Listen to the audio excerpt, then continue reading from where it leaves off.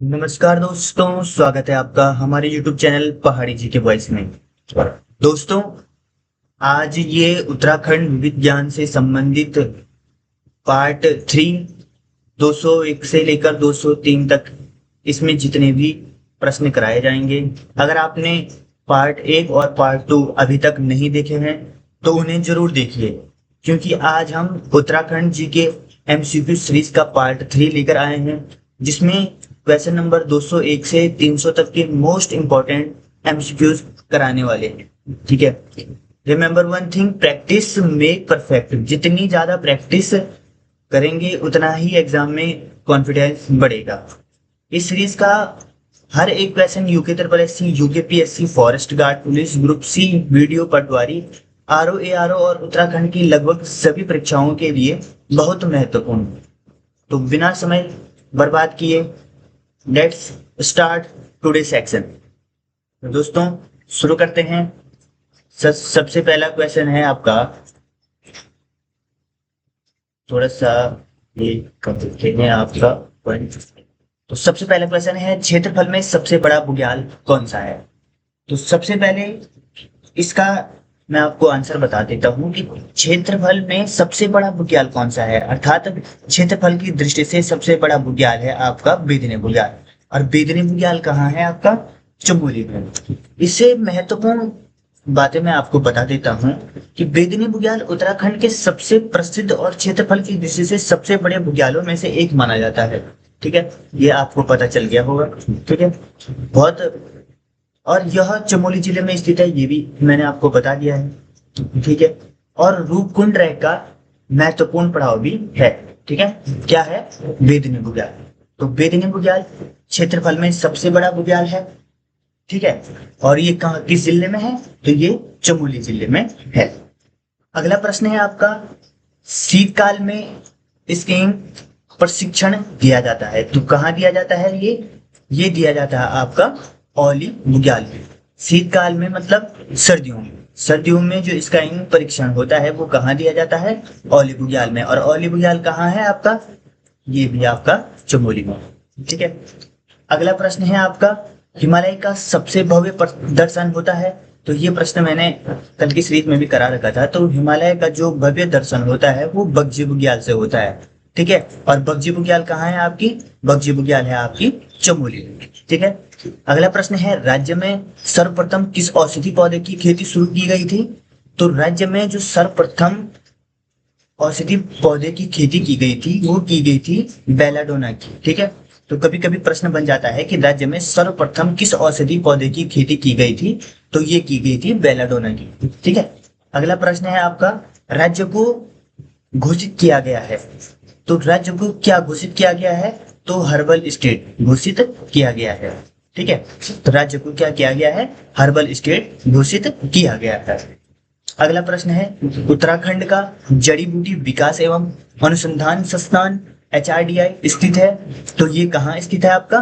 तो ये आपका गोपेश्वर में स्थित है। ठीक है, ये आपका कहाँ है स्थित? गोपेश्वर में स्थित है।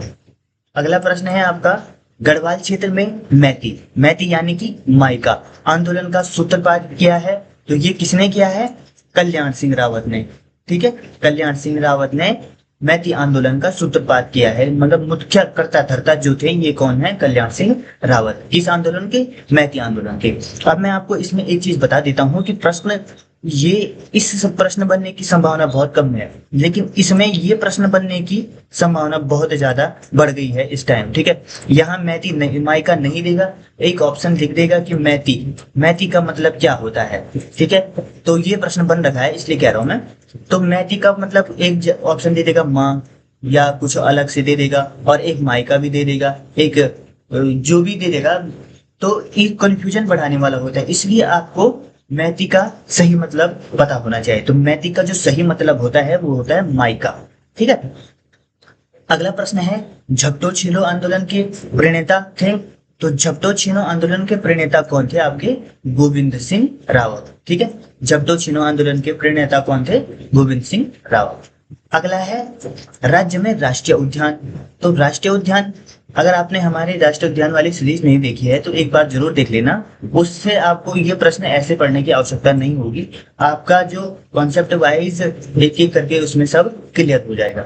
तो राज्य में जो राष्ट्रीय उद्यान है तो 6 राष्ट्रीय उद्यान है। कितने हैं? 6 राष्ट्रीय उद्यान। 6 राष्ट्रीय उद्यान में कौन कौन से हैं? तो एक है कार्बेट राष्ट्रीय उद्यान, गोविंद राष्ट्रीय उद्यान, नंदा देवी, फूलों की घाटी, राजाजी एवं गंगोत्री।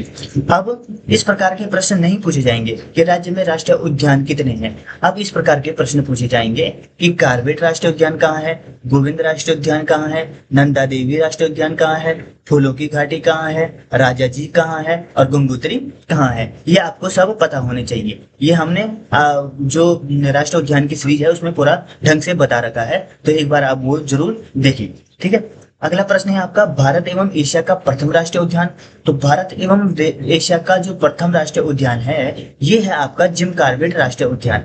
ठीक है, जिम कॉर्बेट राष्ट्रीय उद्यान की स्थापना 1936 में हुई थी और इसे वो एक नाम से कहा जाता है, वो भी मैंने लिखा हुआ है और ये बहुत ही इंपॉर्टेंट प्रश्न है।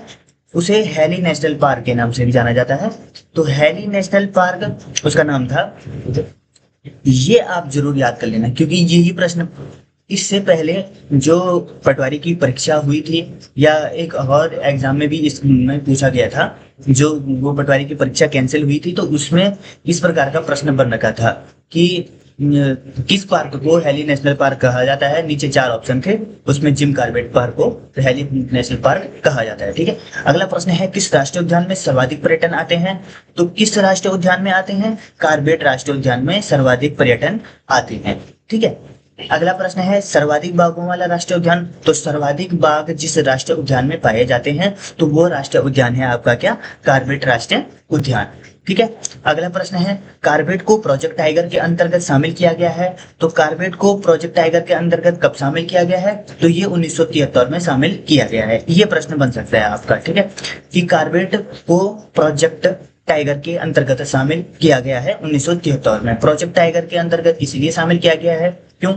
इससे भी आप अंदाजा लगा सकते हो कि इस राष्ट्रीय उद्यान में सर्वाधिक बाघ पाए जाते हैं, इसलिए इन्होंने प्रोजेक्ट टाइगर उस टाइम बनाया था। ठीक है, अगला है, फूलों की घाटी में कौन सी नदी बहती है। तो फूलों की घाटी में पुष्पावती नदी बहती है और पुष्पावती नदी जो बहती है ये किस जिले में बहती है और फूलों की घाटी किस जिले में है ये आप कमेंट बॉक्स में बता देना। ठीक है, अगला है, सबसे पुराना राष्ट्रीय उद्यान है। तो सबसे पुराना जो आपका राष्ट्रीय उद्यान है ये है आपका कॉर्बेट राष्ट्रीय उद्यान। कॉर्बेट राष्ट्रीय उद्यान क्या है? आपका सबसे पुराना राष्ट्रीय उद्यान है। ठीक है, अगला है, सबसे नया राष्ट्रीय उद्यान। तो सबसे पुराना आपका कॉर्बेट आ गया और कॉर्बेट जो राष्ट्रीय उद्यान है वो किस जिले में है ये आप कमेंट बॉक्स में बता देना। सबसे नया राष्ट्रीय उद्यान है आपका गंगोत्री। ठीक है, तो गंगोत्री जो राष्ट्रीय उद्यान है वो सबसे नया राष्ट्रीय उद्यान है और गंगोत्री जो राष्ट्रीय उद्यान है वो कहाँ है? उत्तरकाशी में। गंगोत्री से आपकी कौन सी नदी का उद्गम होता है? तो ये आप कमेंट बॉक्स में जरूर बताना किस नदी का उद्गम होता है।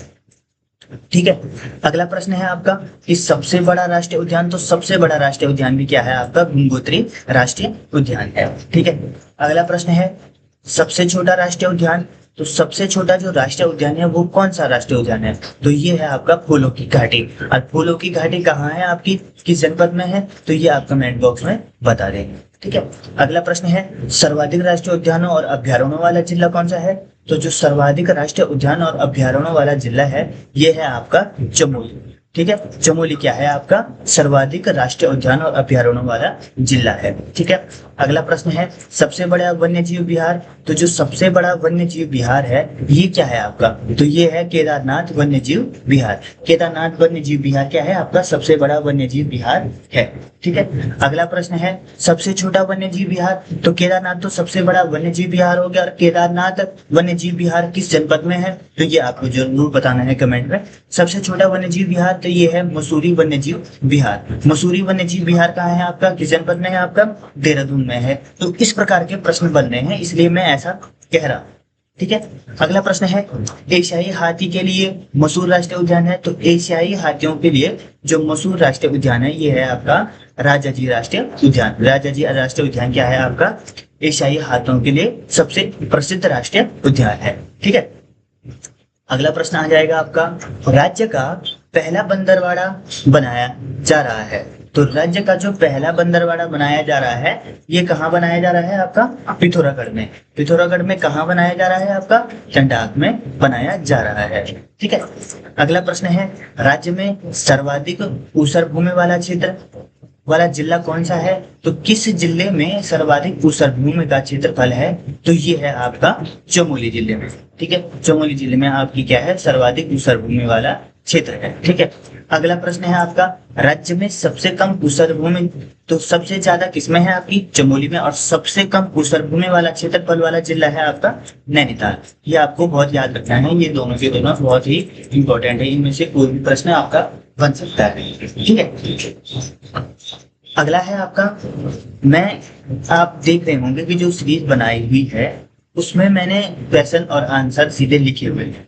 आप सीधे इसको देखकर सीधे आंसर देख लोगे और ऐसे में आप वीडियो को स्पीड कर दोगे, लेकिन आप मेन चीज भूल जाओगे कि इसके अंदर के तथ्य हैं क्या। तो ये तथ्य पढ़ने इसलिए आसान है, इसलिए मैंने इस प्रकार की ये सीरीज बनाई है।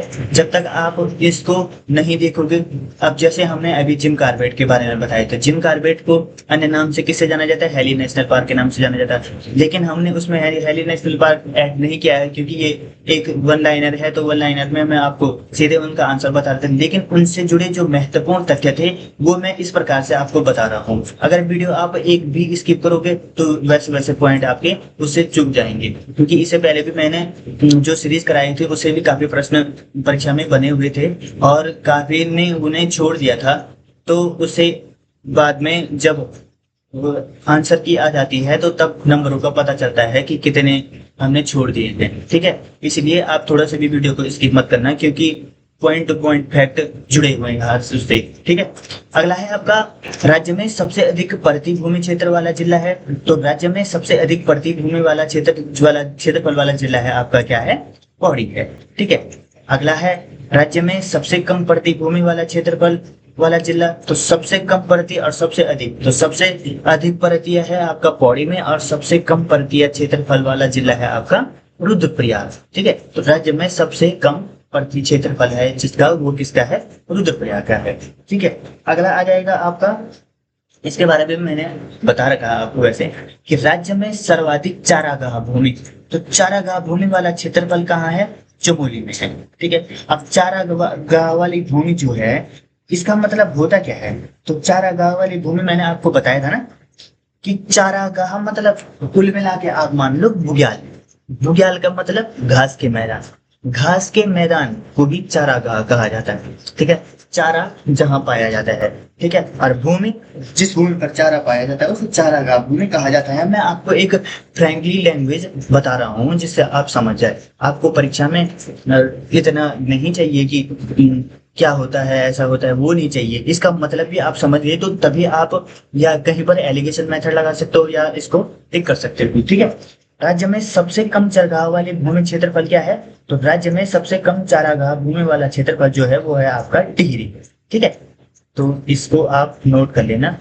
अगला प्रश्न है, अब ये बहुत महत्वपूर्ण प्रश्न है, मैं आपको एक एक करके इन सब का वो भी बता दूंगा कि कहाँ कहाँ ये पूछा गया है। मैंने जो आपने देखा होगा काफी बुकों में बहुत ब्रीफ तरीके से सभी क्वेश्चन डाले हुए हैं। मैंने उस प्रकार से नहीं, जिस प्रकार से परीक्षा में पूछे गए हैं या पूछे जा रहे हैं उस प्रकार से इस सीरीज को बताया हुआ है कि आपको कोई भी एक्स्ट्रा न पढ़ना पड़े और आप स्मार्ट स्टडी करो और जल्दी से मतलब सक्सेस हो जाओ। इस हिसाब से मैंने ये सीरीज आपकी पूरी बनाई हुई है।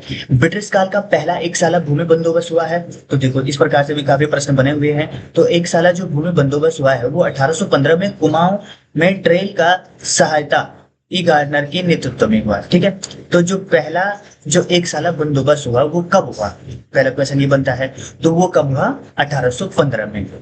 ठीक है, और किसके काल में हुआ? तो ट्रेल की काल पे। अब ट्रेल की सहायता किसने की? ई गार्डनर की। तो ट्रेल का सहायक ई गार्डनर के नेतृत्व में क्या हुआ था? एक साला भूमि बंदोबस्त हुआ है। अब आपने देखा होगा कि ज्यादातर क्या रहता है कि ब्रिटिश काल का पहला भूमि बंदोबस्त किसके शासन में हुआ? तो सब लिख देते हैं ट्रेल। ठीक है, लेकिन अगर कभी इस प्रकार का क्वेश्चन बन गया कि 1815 में कुमाऊं में ट्रेल का सहायक कौन था, किसके लिए, एक साला भूमि बंदोबस्त के लिए। फिर क्या करोगे आप? तो इसलिए आपको इस प्रकार की जानकारी आवश्यक होनी चाहिए। जिस प्रकार से इस बार पटवारी परीक्षा या अन्य किसी भी परीक्षाओं में, पटवारी मैं इसलिए कह रहा हूँ क्योंकि ये एक टचेबल परीक्षा है, जो अभी अभी आपने देखा होगा कि उसके पैटर्न में पूरा चेंज हो रखा है पूरा। हिंदी इस बार बहुत इजी लेवल के आए थे उसमें, ठीक है। और जैसे इससे पहले वो वाहन चालक वाला हुआ था, तो वाहन चालक में भी क्वेश्चन वही थे, लेकिन थोड़ा सा मतलब कंफ्यूजन था उनमें, थोड़ा सा वहीं पर घुमा रखा है। तो जैसे ये है, तो ऐसा थोड़ी दे रखा कि पहला एक साल भूमि बंदोबस्त किसके शासन में हुआ, ऐसा थोड़ी दे रखा है। इस प्रकार से दे रखा है कि पहला भूमि बंदोबस्त जो हुआ था वो ड्रिल की सहायता उसमें किसने की थी, इस प्रकार के प्रश्न बन रहे हैं, ठीक है। तो मैं आपको वो ये जो बताने का मेरा मोटिव है, वो मोटिव मेरा ये है कि आप इस प्रकार से प्रश्नों को पढ़ो, ना कि आप ऐसा रट्टा लगाओ कि ब्रिटिश काल का सबसे महत्वपूर्ण भूमि बंदोबस्त तो विकेट बंदोबस्त, इस प्रकार से नहीं। उसके कॉन्सेप्ट को भी समझो पूरा कि मतलब उसमें और क्या है, ठीक है। क्योंकि प्रश्न ऐसे डायरेक्ट आ ही नहीं रहे हैं। अब आपने खुद देखा होगा कम से कम 100 प्रश्नों में 2 प्रश्न ऐसे बनेंगे जो डायरेक्ट आ रहे होंगे, और तो बिल्कुल है ही नहीं कि जो डायरेक्ट आ रहे हों, ठीक है। वो वहीं पर क्वेश्चन वही है, लेकिन उसी में थोड़ा सा घुमाया हुआ है, ठीक है। अब अगला चलते हैं हम, ब्रिटिश काल का सबसे महत्वपूर्ण भूमि बंदोबस्त कौन था, ये विकेट बंदोबस्त, ये आपको याद होना चाहिए। अगला प्रश्न है, स्वतंत्रता के बाद पहला भूमि बंदोबस्त कब हुआ? तो स्वतंत्रता के बाद जो पहला भूमि बंदोबस्त हुआ था वो कब हुआ था? वो 1960 और 64 में हुआ था। इस प्रकार के सन तो पूछता नहीं है, फिर भी आप याद कर लेना, ठीक है। अगला है छोपरी गंगा नहर का उद्गम स्थल। तो छोपरी गंगा नहर जो है ये आपकी हरिद्वार में है, ठीक है। तो ये आप याद कर लेना, ये बहुत महत्वपूर्ण है, ठीक है। इस प्रकार के प्रश्न बनते हैं, ये भी मैं आपको बता रहा हूँ। राज्य की सबसे पुरानी नहर कौन सी है? तो जो राज्य की सबसे पुरानी नहर है ये है आपकी ऊपरी गंगा नहर। ऊपरी गंगा नहर जो कब हुई? 1842 से 54 में। तो राज्य की जो सबसे पुरानी गंगा नहर, सबसे पुरानी नहर है वो क्या है? आपकी ऊपरी गंगा नहर है, ठीक है। इस चीज पर आप बहुत ध्यान देना है आपको। इसमें एक भी जो चीज है उनको हल्के में नहीं लेना, और गलती से भी ऐसे मत पढ़ना कि जैसे हमने ये बनाया हुआ है पूरा, आपने सीधे पढ़ दिया कि राज्य में सर्वाधिक चाय की खेती शुरू हुई तो 1830 में हुई, या राज्य में सेब का पहला बागान लगाया गया तो 1925 में लगाया गया। तो इस ऐसा पढ़ना है तो ऐसे तो आप बुक से भी पढ़ सकते हो, लेकिन इसके जो अंदर के फैक्ट हैं, जो मेन इंपॉर्टेंट क्वेश्चन हैं, जब वो छूटेंगे आपके एग्जाम में तब आपको समझ आ जाएगा कि हमने ऐसा क्यों दिया है। हमने इसलिए दिया है क्योंकि आप इसको ढंग से समझ जाओ, इसके अंदर के सब कॉन्सेप्ट को आप ढंग से समझ जाओ, इसलिए हमने इस प्रकार से बनाया है। ये एक एमसीक्यू सीरीज नहीं चल रही कि आप लास्ट दिन सीधा आंसर सुन लो इनके, उस प्रकार से नहीं। इसमें जो मेन क्वेश्चन जो बन रहे हैं हम वो बता रहे हैं आपको, ठीक है। तो अगला है राज्य की सबसे पुरानी नहर, तो ऊपरी गंगा नहर, ये हमने आपको बता दिया है। राज्य में सबसे जो सेब का पहला बागान लगाया गया था वो कब लगाया गया था? तो ये 1925 में हर्षिल क्षेत्र में लगाया गया था। अब बताओ कि हर्षिल क्षेत्र किस जनपद में है, हर्षिल कहाँ है, ये प्रश्न बन रहा है, ठीक है। जैसे आपने देखा होगा कि जिम कार्बेट वाला वो उसमें भी बना था एक मैचिंग वाले में, तो इस प्रकार के प्रश्न बन रहे हैं कि हर्षिल कहाँ है? तो हर्षिल है आपका कहाँ? उत्तरकाशी में, ठीक है। अगला प्रश्न है, राज्य में सर्वाधिक चाय की खेती शुरू की गई। तो राज्य में जो सर्वाधिक चाय की खेती शुरू की गई थी वो कब की गई थी? सर्वप्रथम की गई थी, सॉरी है, सर्वप्रथम 1830 में चाय की खेती शुरू की गई थी, ठीक है। अगला है, राज्य में उत्पादित चाय का विक्रय ब्रांड नेम है। तो जो राज्य में जो चाय का ब्रांड बिकता है वो किस नाम से बिकता है, ठीक है। तो जो किस नाम से बिकता है वो त्रांचली चाय के नाम से बिकता है। और एक प्रश्न ये बहुत इंपॉर्टेंट है, इसको नोट कर लो, आपकी हिमाद्री ब्रांड। अब ये आप कमेंट बॉक्स में बताना कि मैं यह समझ जाऊं कि आप कहाँ ये वीडियो देख रहे हो, कहाँ तक आप समझ रहे हो कि हिमाद्री ब्रांड किससे संबंधित है। ये प्रश्न आपका देखना किसी न किसी परीक्षा में जरूर बनेगा, फिर आप इस सीरीज को याद करोगे, इसलिए इस प्रश्न को जरूर आप याद कर लेना कि हिमाद्री ब्रांड किससे संबंधित है, ठीक है। अगला प्रश्न है, राज्य में दुग्ध एवं दूध पदार्थों का ब्रांड नेम क्या है? तो ये आंचल ब्रांड है आपका, ठीक है। ये उत्तराखंड राज्य में दूध का ब्रांड का नाम है, यही चल रहा है, ठीक है। अगला प्रश्न है, यूनेस्को की विश्व धरोहर सूची में शामिल राज्यों के अमूर्त धरोहर हैं। तो अमूर्त धरोहर क्या है आपका? ब्रह्मांड उत्सव 2009, ये है आपका विश्व धरोहर सूची में शामिल, यूनेस्को की विश्व धरोहर सूची में शामिल अमूर्त धरोहर कौन है उत्तराखंड की? तो एक है आपका रम्माण उत्सव। अब रम्माण उत्सव कहाँ होता है, किस जिले में होता है, ये आपको कमेंट में बताना है, ठीक है, क्योंकि ये बहुत महत्वपूर्ण प्रश्न है। और इससे प्रश्न ये नहीं बनेगा कि यूनेस्को की विश्व धरोहर सूची में शामिल अमूर्त धरोहर क्या है राज्य की, ये नहीं बनेगा। मैं बता दे रहा हूँ आपको, रम्माण उत्सव कहाँ होता है, किस गांव में होता है, ये बनेगा। हरिद्वार कुंभ मेला, तो हरिद्वार कुंभ मेले से तो बहुत मुश्किल है, क्योंकि ये बनेगा बहुत, मतलब अगर 100% पूरे टप के टप आ गए तो ऐसा लगाओ कि 100 में से 2 क्वेश्चन ही ऐसा देगा कि जिसमें इस प्रकार की शॉर्ट देगा कि यूनेस्को विश्व धरोहर सूची में शामिल राज्य की अमूर्त धरोहर क्या है, और नहीं तो ज्यादातर यही देगा, ठीक है। अगला है आपका यूनेस्को की विश्व धरोहर सूची में राज्य के मूर्त धरोहर कौन से है। अब देखो, इस चीज को जरूर याद रखना, आप एक भी पॉइंट कंफ्यूज मत करना, ठीक है। अगर आप कंफ्यूज करोगे तो ये खेल आपके साथ बहुत धोखे वाला हो जाएगा एग्जाम में। मैं बता रहा हूँ, बहुत ध्यान से समझो। अब क्या आता है कि यूनेस्को की विश्व धरोहर सूची में जो जितने भी हम स्टूडेंट लोग हैं तो सब क्या पढ़ते हैं सीधे कि यूनेस्को की विश्व धरोहर सूची में शामिल है, तो क्या है, तो उन्होंने याद सिर्फ क्या किया हुआ है, रम्माण उत्सव और हरिद्वार कुंभ, ठीक है। और इसी प्रकार से उन्होंने याद किया है, तो एग्जाम में आएगा वो इससे अलावा कुछ लिखेंगे। क्यों? क्योंकि उन्होंने डी पॉइंट नहीं पढ़ा है और उससे नॉलेज गेन नहीं किया है कि वो चीज है क्या। वो सीधे क्या कर रहे हैं, सीधे सरसरी निगाहों से देखा कि यूनेस्को की विश्व धरोहर सूची में शामिल अमूर्त धरोहर है, तो रम्माण उत्सव, हरिद्वार कुंभ मेला, पेपर में जाओगे रम्माण और हरिद्वार ढूंढते रहोगे उधर, ठीक है। लेकिन ये चीज एक ध्यान देने वाली बात इसमें है, देखो, यूनेस्को की विश्व धरोहर सूची में शामिल राज्य के अमूर्त धरोहर, और मतलब नहीं अमूर्त, मतलब जो मूर्त ना हो, ठीक है। कुल मिला के अमूर्त, अमूर्त आप समझ गए होंगे, मूर्ति का रूप मान लो कुल मिला के, ठीक है। तो अमूर्त जो धरोहर है वो रम्माण उत्सव है और हरिद्वार कुंभ है, अमूर्त, ठीक है। और यूनेस्को की विश्व धरोहर सूची में राज्य के मूर्त धरोहर, तो जो मूर्त धरोहर है ये है आपका नंदा देवी रिजर्व, 1988 में इसकी स्थापना हुई थी, और फूलों की घाटी जिसकी स्थापना 2005 में हुई थी, ठीक है। ये आप जरूर याद कर लेना, मैं बता रहा हूं आपको, ये प्रश्न जरूर आएगा। और फूलों की घाटी की खोज किसने और कब की थी, ये प्रश्न आप यहाँ से जरूर याद कर लेना। फूलों की घाटी की खोज फ्रैंक स्माइथ ने की थी, और कब की थी ये आप बता, ठीक है। अगला है आपका उदय शंकर नृत्य एवं नाट्य अकादमी की स्थापना कब हुई थी। तो ये उदय शंकर जो नृत्य एवं नाट्य अकादमी की स्थापना हुई थी, ये अल्मोड़ा में 2003 में हुई थी। कब हुई थी? अल्मोड़ा में 2003 में हुई थी। अगला प्रश्न है, लोक कला संस्थान की स्थापना की गई थी, तो लोक कला संस्थान की स्थापना कब की गई थी और कहाँ की गई थी? अल्मोड़ा में की गई थी लोक कला संस्थान की स्थापना। जो प्रश्न ज्यादा इंपॉर्टेंट नहीं है मैं उनमें टाइम वेस्ट नहीं कर रहा हूँ, और जो प्रश्न ज्यादा इंपॉर्टेंट है आप देख ही रहेंगे कि मैं 4-5 बार बता दे रहा हूँ। जैसे इसमें भी आपने देखा होगा, या वो कार्बेटास्टर पार्क में भी आपने देखा होगा, ठीक है। तो इसलिए मैं इसमें टाइम ले रहा हूँ, इसको बिल्कुल भी आप स्किप मत करना। आप देख रहे होंगे मैं बिल्कुल जल्दी जल्दी करा रहा हूँ, जो क्वेश्चन मतलब ज्यादा इंपॉर्टेंट नहीं है, लेकिन जो इंपॉर्टेंट है मैं पूरा टाइम लूंगा, चाहे आप देखो चाहे ना देखो।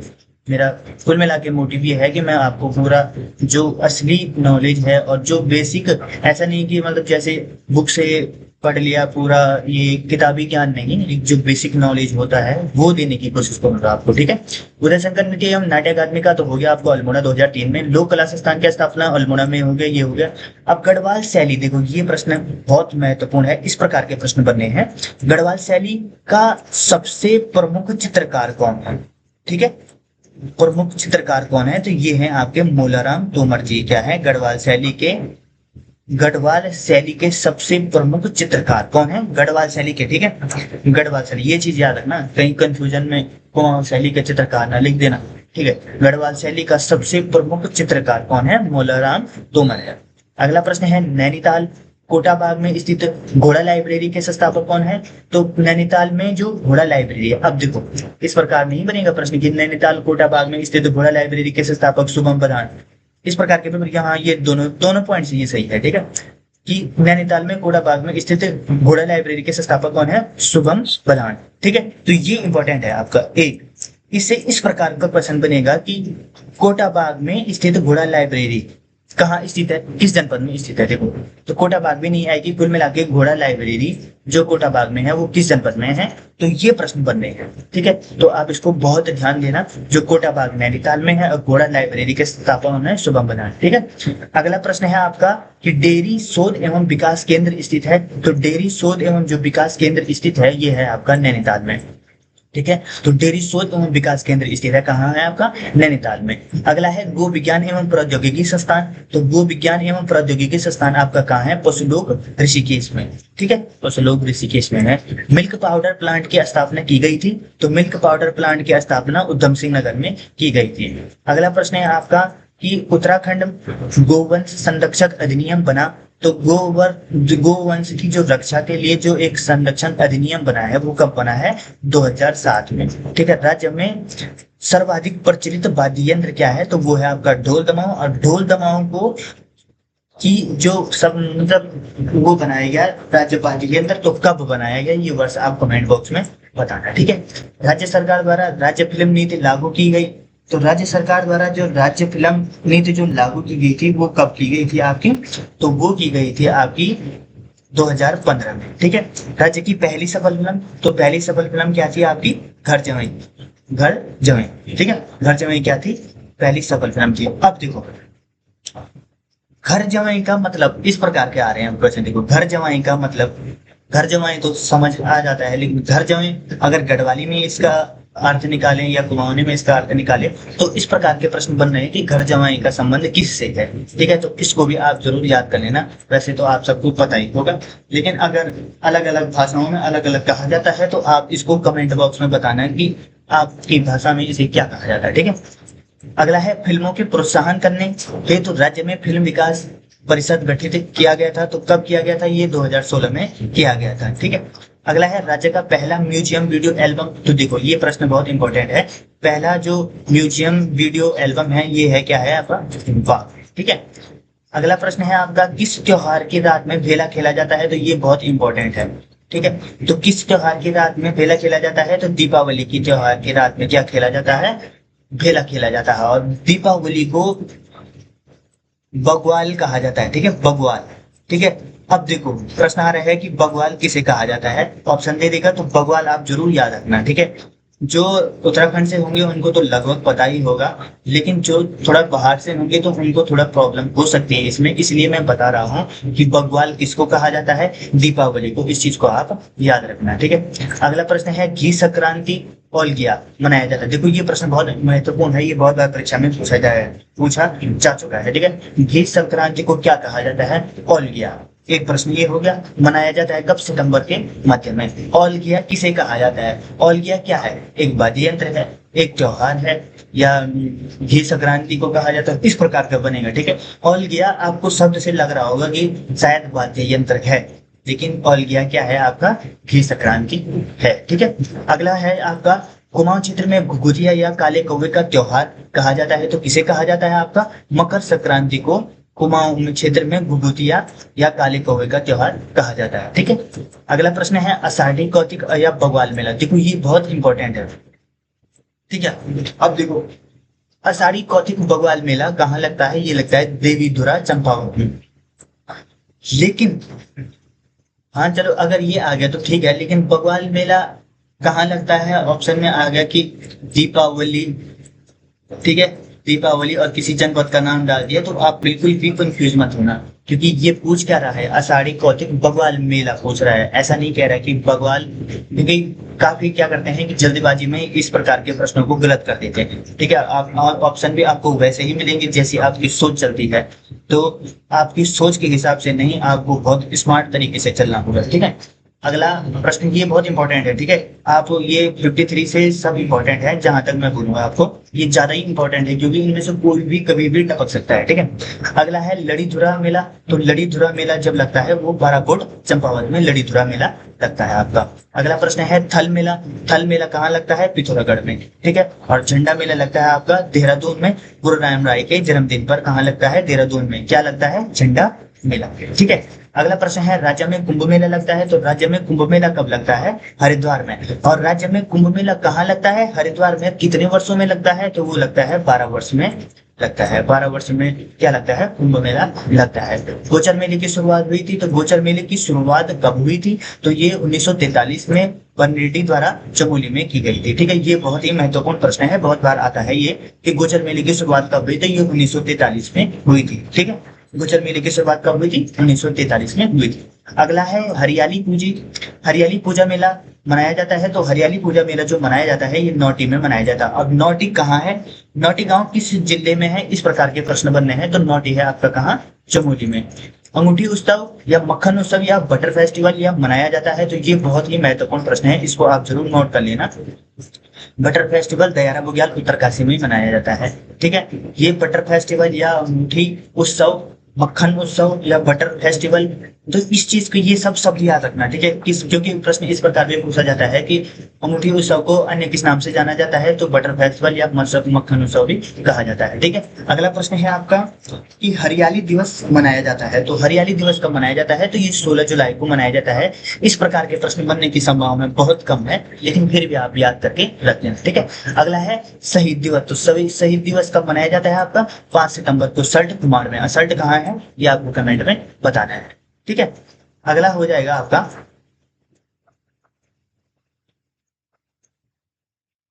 अगला है प्रत्येक 12 वर्ष में चमोली के कासुआ गांव में। देखो ये दिख नहीं रहा, इसलिए मैं आपको और ढंग से बता रहा हूँ कि प्रत्येक 12 वर्ष में चमोली के कासुआ गांव में से होमकुंड तक का 19 से 20 दिन तक आयोजित होने वाली प्रसिद्ध धार्मिक यात्रा कौन सी है। तो प्रसिद्ध धार्मिक यात्रा नंदा देवी राजयात यात्रा है। और यह इसके रास्ते में आने वाला अंतिम गांव क्या है, तो इस बार आपने देख लिया होगा कि वाण गांव इस बार परीक्षा में पूछा गया था, और एक सीरीज में मैंने ये पूरा बता रखा था आपको, लेकिन आपने वो वीडियो ढंग से देखी नहीं होगी, तो इसलिए ये क्वेश्चन आपका माइनस मार्किंग में चला गया होगा। नंदा देवी राजयात यात्रा का, नंदा देवी जो विदाई यात्रा है या कासवा गांव से होमकुंड तक की कितनी दूरी है, 280 किलोमीटर। ये भी मैंने आपको इससे पहले बता रखा है। ठीक है, अगला है आपका नंदा राज यात्रा में किस राज्य परिवार की विशेष भूमिका है, तो ये चांदपुर गढ़ी के कुंवरों की ज्यादा भूमिका है नंदा देवी राज यात्रा में। ठीक है, नंदा जी की इस विदाई यात्रा में आगे आगे क्या चलता है, तो 4 सिंगों वाला मेंढा या जिसे खाड़ू भी कहा जाता है, तो 4 सिंगों वाला खाड़ू। ठीक है, अब यहाँ पे दे देगा कि मेंढा, तो मेंढा को क्या क्या कहा जाता है, बकरी, बकरा या क्या कहा जाता है, खाड़ू। तो ये मैचिंग में आ जाएंगे आपको, इसलिए इसका मतलब भी आपको जरूर समझना है। ठीक है, जो इस राज्य से बिलोंग करते हैं, उत्तराखंड राज्य से, उनको तो लगभग मैं मानता हूँ कि सबको पता होगा, लेकिन जैसे काफी हमारे भाई लोग हैं वो बाहर से भी फॉर्म भर रहे हैं, अन्य राज्यों से भी फॉर्म भर रहे हैं, तो उनको इस प्रकार की जानकारी नहीं रहती है, क्योंकि ये स्थानीय भाषा के शब्द हैं, और स्थानीय भाषा तो भाषा ही नहीं आती है पहले तो। ठीक है, समझ में, तो ये क्या आनंद है। ठीक है, लेकिन जैसे हम हैं तो हमारे लिए ये शब्द काफी मतलब कॉमन बात है, लेकिन बाहर वालों के लिए थोड़ा प्रॉब्लम हो जाती है, इसलिए इस चीज का भी मैं आपको मतलब बता देता हूँ कि मेंढा का मतलब क्या होता है, खाड़ू। खाड़ू, मेंढा, कुल मिला के बकरी। ठीक है, 4 सिंह वाला होता है जो नंदा यात्रा विदाई में आगे आगे चलता है। अगला प्रश्न है, राज्य में प्रथम रेल पथ बिछाया गया है। तो प्रथम रेल पथ कब बिछाया गया है, ये 1884 में रामपुर से काठगोदाम तक बिछाया गया है। क्या सबसे पहला जो रेल पथ बिछाया गया है, ये कहाँ बिछाया गया है, रामपुर से कहाँ बिछाया गया है, रामपुर से काठगोदाम तक बिछाया गया है। अगला है बड़ी रेलवे लाइन का टर्मिनल स्टेशन, काठगोदाम, नैनीताल व कोटद्वार, पौड़ी। ठीक है, तो बड़ी रेलवे लाइन का जो टर्मिनल स्टेशन है वो कहाँ है, काठगोदाम। अब काठगोदाम कहाँ है, नैनीताल में, और कोटद्वार कहाँ है, पौड़ी में। इसको भी आप जरूर याद रखना। अगला है छोटी रेलवे लाइन का टर्मिनल स्टेशन है टनकपुर चंपावत में। ठीक है, अगला है राज्य में सबसे लंबा रनवे। तो सबसे लंबा जो रनवे है वो है पंतनगर हवाई अड्डा। ठीक है, अगला है राज्य में सबसे छोटा रनवे। तो सबसे छोटा रनवे है जो चिन्यालीसौड़ हवाई अड्डा है। ठीक है, चिन्यालीसौड़ हवाई अड्डा जो क्या है आपका सबसे छोटा रनवे है। अगला है राज्य की प्रथम जल विद्युत परियोजना। तो राज्य की जो प्रथम जल विद्युत परियोजना है वो है गुलोगी जल विद्युत परियोजना। टिहरी डैम का आधिकारिक नाम है स्वामी रामतीर्थ सागर। ये बहुत ही महत्वपूर्ण प्रश्न है, और इसे एशिया का सबसे बड़ा बांध भी यही है, टिहरी का सबसे ऊंचा बांध।